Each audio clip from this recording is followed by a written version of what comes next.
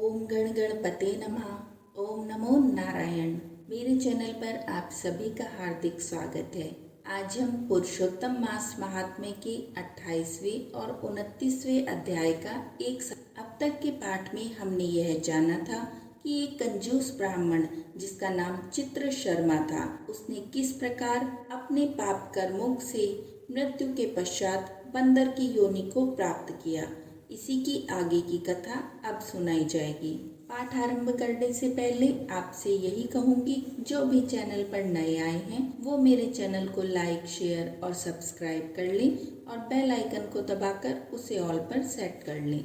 तो अब हम अपना 28वां अध्याय आरंभ करते हैं। श्री नारायण कहने लगे कि हे नारद, इसके पश्चात वह अत्यंत दुखों को भोग कर बंदर की योनि को प्राप्त हुआ। पापों का नाश करने वाला एक सरोवर था, जो देवताओं को भी दुर्लभ मृग तीर्थ नाम से विख्यात था। इसी तीर्थ में वह ब्राह्मण फलों की चोरी के पाप से बंदर की योनि को प्राप्त हुआ। नारद जी कहने लगे, हे प्रभु, करोड़ों पापों से युक्त वह बंदर उस तीर्थ में कैसे बसता रहा? श्री नारायण बोले, चित्रकुंडल नाम वाला कोई वैश्य था, उसकी तारका नाम की स्त्री थी। इन दोनों के पुरुषोत्तम मास करते हुए पुरुषोत्तम मास चला गया। पिछला दिन आने पर स्त्री सहित चित्रकुंडल ने अत्यंत प्रसन्नता के साथ उद्यापन किया और उद्यापन कराने के निमित्त स्त्री सहित वेद वेदांग को जानने वाले ब्राह्मण को बुलाया। हे नारद, वहां धन के लोभ से कंजूस ब्राह्मण भी पहुंच गया।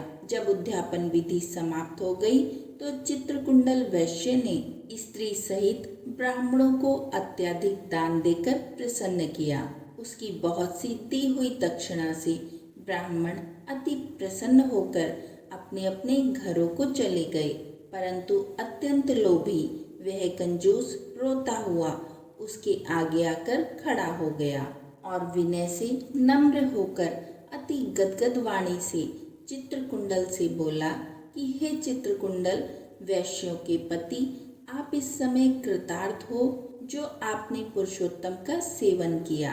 ब्राह्मणों को बहुत सा धन दिया, किंतु मुझ भाग्यहीन को क्यों नहीं कुछ दिया? उस कंजूस के ऐसे वचन सुनकर उस वैश्य ने कंजूस को भी बहुत सा धन दिया।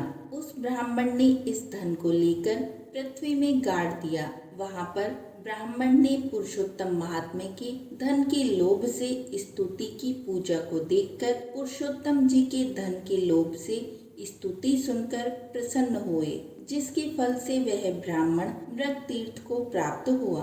वह तीर्थ जल वाला, घनी छाया वाला और मीठे मीठे फल वाले पेड़ों से शोभित अत्यंत सुंदर वन था। श्री नारायण कहने लगे कि हे नारद, जब श्री रामचंद्र जी ने समुद्र में पुल बांधकर रावण का वध कर दिया तो रावण की मारे जाने से ब्रह्मा, शिव इत्यादि सब देवताओं ने प्रसन्न होकर श्री रामचंद्र जी को वर मांगने के लिए कहा।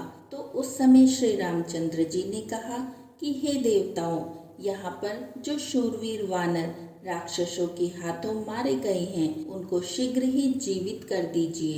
इतना सुनते ही देवताओं ने अमृत की वर्षा करके सभी वानरों को जीवित कर दिया। जीवित होकर सारे वानर जय जयकार करने लगे। फिर श्री रामचंद्र जी विमान में बैठकर चारों ओर खड़े हुए वानरों से कहने लगे, जहाँ जहाँ पर मेरे ये बहुत काल तक जीने वाले वानर बसेंगे, वहाँ वहाँ पुष्प फल वाले वृक्ष हो जाएंगे, नदी मीठे जल वाली हो जाएगी और शीतल सुंदर सरोवर होंगे।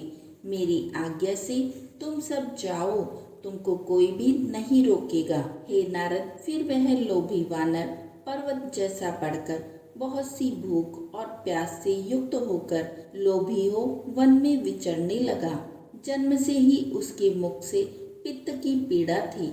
उस पीड़ा से रात दिन उसके मुख से रुधिर बहता था और वह अत्यंत पीड़ा युक्त होकर कुछ भी नहीं खा पाता था। वह वानर चपलतावश श्रेष्ठ फलों को तोड़ता और मुख के निकट ले जाकर बहुत से फलों को फेंक देता। इस प्रकार नित्य प्रति निराहार रहते हुए देव योग से पुरुषोत्तम मास आ गया। उस मास में भी वह उसी तरह शीत, वायु आदि से पीड़ित रहा। कोई समय कृष्ण पक्ष में गहन वन में विचरता हुआ वह प्यासा अमृत जैसे कुंड के जल को पीने को समर्थ नहीं हुआ, परंतु भूख से व्याकुल होकर भी चपलतावश वृक्ष के ऊपर चढ़ गया। एक वृक्ष से दूसरे वृक्ष पर जाता हुआ कुंड में गिर गया। तभी विमान वहां पर आया जो नाचती हुई अप्सराओं और सुंदर गाते हुए गंधर्व किन्नरों से सुशोभित था। इस प्रकार सुंदर शरीर को धारण कर वह महाभाग वानर अपने शरीर को देखकर अत्यंत आश्चर्य को प्राप्त हुआ और कहने लगा कि मुझ महापापी को यह विमान का सुख जो अत्यंत पुण्य वालों के लिए नियुक्त है किस प्रकार मिला। मैंने तो कभी कोई सुकृत किया ही नहीं है जिससे मैं हरि के स्थान को प्राप्त हूँ। 29वां अध्याय। उस लोभी के ऐसे वचनों को सुनकर दूत कहने लगे, क्या तुमने भारी कार्य नहीं किया? हे प्रभु, सबसे उत्तम मास कैसे नहीं जाना? यह पुरुषोत्तम मास नाम से विष्णु का प्रिय है और महापवित्र है। इसमें तुमने ऐसा तप किया है जो देवताओं को भी प्राप्त नहीं हो सकता। हे महाराज, वन में बंदर की देह में तुमने इसका प्रभाव नहीं जाना। अनजाने में मुख के रोग से तुम्हारा निराहार व्रत हो गया तो तुमने बंदरपन की चंचलता से वृक्ष के फल तोड़कर पृथ्वी पर फेंके। उनसे दूसरे मनुष्य तृप्त हो गए और अंदर के बड़े भारी दुख से पानी भी नहीं पिया।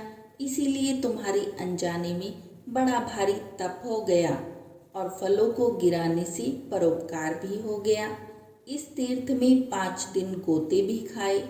इसी से पुरुषोत्तम मास में तुम्हारा स्नान का फल भी हो गया, सो यह सफल हो गया।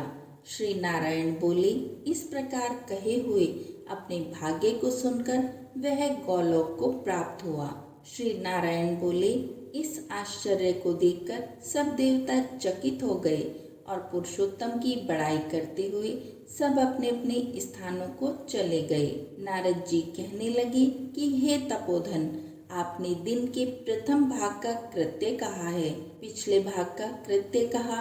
पिछले भाग का कृत्य कैसे करना चाहिए, कृपया करके यह भी कहिए। श्री नारायण बोले कि प्रातः काल को कर्म विधि से समाप्त कर फिर मध्याह्न काल की संध्या को तिलों से अर्पण करें।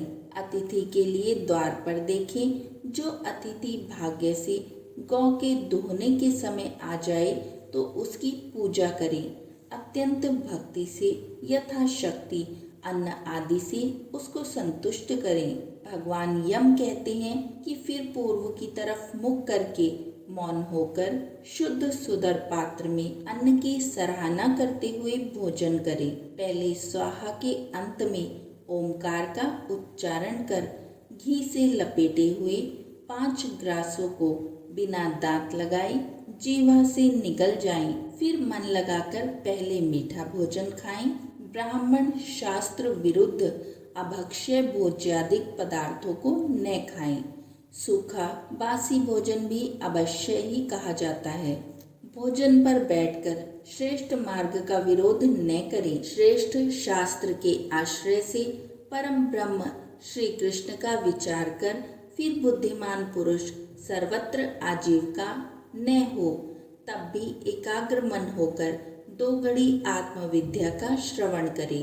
फिर यथेष्ट अपना काम धंधा करे और संपूर्ण सिद्धियों के देने वाले श्री कृष्णचंद्र का मन में ध्यान करे। सूर्य के अस्त होने पर तीर्थ अथवा घर पर जाकर पैर धोकर संध्या काल की संध्या करे। सायंकाल की संध्या करके अग्नि को आहुति देकर अनुचरों सहित अल्प भोजन कर बैठ जाए। भोजन कर तकिया आदि सहित कोमल शैया पर सोए।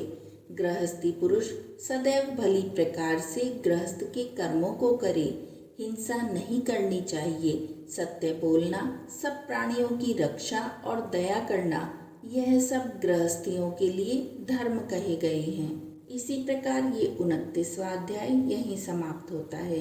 कोई त्रुटि हुई है तो क्षमा कीजिए। बोलिए नारायण नारायण। जय श्री कृष्णा। राधे राधे।